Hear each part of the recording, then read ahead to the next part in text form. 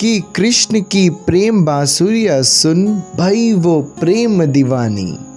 जब जब कान्हा ने मुरली बजाई दौड़ी आई हमारी राधा रानी।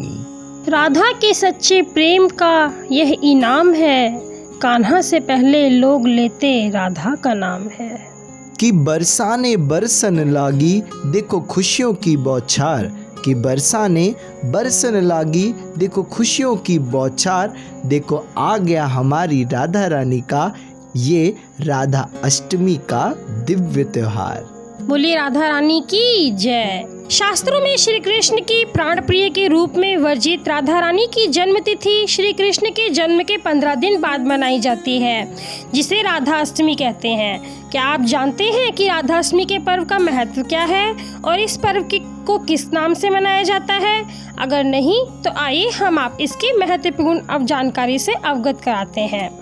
हिंदू धर्म में राधा अष्टमी के पर्व का अनूठा महत्व है। कहा जाता है कि इस दिन राधा रानी प्रकट हुई थी। ऐसी मान्यता है कि जिस दिन वृषभानु जी को एक तालाब के मध्य खिले कमल के पुष्प के बीच नन्ही राधा जी मिली थी, तब यह तिथि अष्टमी ही थी।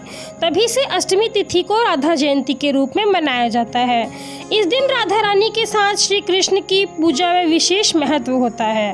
धार्मिक मान्यताओं के अनुसार राधा अष्टमी के दिन व्रत पालन कर राधा कृष्ण जी की पूजा करें और भगवान कृष्ण प्रसन्न होते हैं और भक्तों की सारी इच्छाएं पूर्ण करते हैं। साथ ही इस व्रत के विधि पालन से गृहस्थी में सुख सौभाग्य और समृद्धि की वृद्धि होती है। इतना ही नहीं, राधा अष्टमी के तिथि पर मध्यकाल यानी दोपहर के समय श्री कृष्ण और राधा जी की पूजा करने से अत्यंत लाभदायक माना गया है। श्री राधा अष्टमी का पर्व भाद्रपद महीने शुक्ल पक्ष अष्टमी तथा तिथि को मनाया जाता है। इस वर्ष यह पर्व 4 सितंबर 2022 को मनाया जाएगा। आरंभ 3 सितंबर 2022 को दोपहर 12:28 पर होगा। समापन 4 सितंबर 2022 की सुबह 10:39 को समाप्त होगा। राधा रानी जी को समर्पित राधा अष्टमी का व्रत भक्तों के जीवन में अनेक लाभों की सौगात लेकर आता है। इस व्रत में विधि पूर्वक राधा रानी और कृष्ण जी की पूजा करना काफी महत्वपूर्ण माना जाता है। इसी बात का ध्यान रखते हुए आज हम आपके लिए इस व्रत की संपूर्ण पूजा विधि लेकर आए हैं, जिससे आप पुण्य के भागीदार बन सके। राधा अष्टमी की पूजा विधि। राधा अष्टमी के दिन व्रत पालन करने से सबसे पहला चरण यह होता है कि सुबह उठकर स्नान करना और तत्पश्चात पूजा का स्थल की साफ सफाई करना। अगर आप व्रती हैं तो इस दिन प्रातःकाल उठकर स्नान करें, स्वच्छ वस्त्र धारण करें और स्वच्छ जल की सफाई कर लें। यह पूजा दोपहर में की जाती है, लेकिन आप सुबह ही पूजा के लिए चौकी स्थापित कर लें।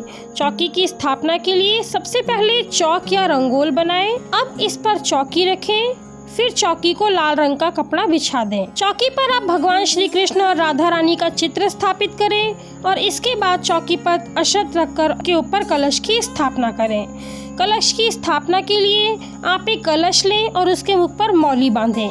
फिर कलश पर स्वास्तिक बनाएं।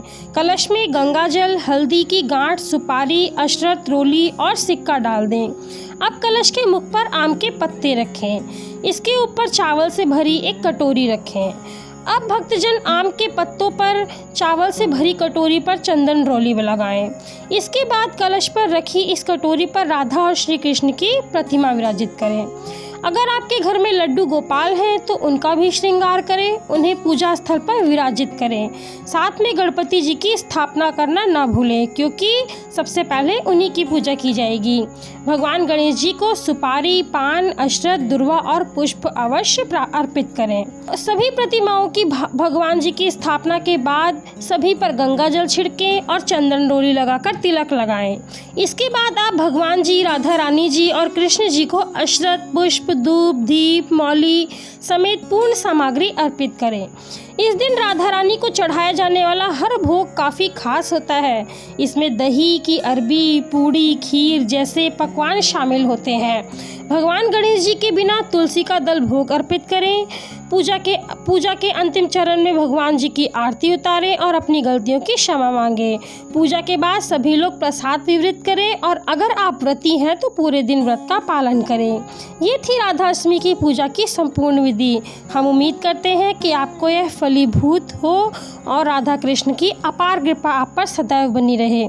अगर आपको राधा अष्टमी की पूजा का महत्व और तिथि के बारे में जानकारी प्राप्त करनी है तो आप भक्ति शरणम में अवश्य जाएं। धन्यवाद।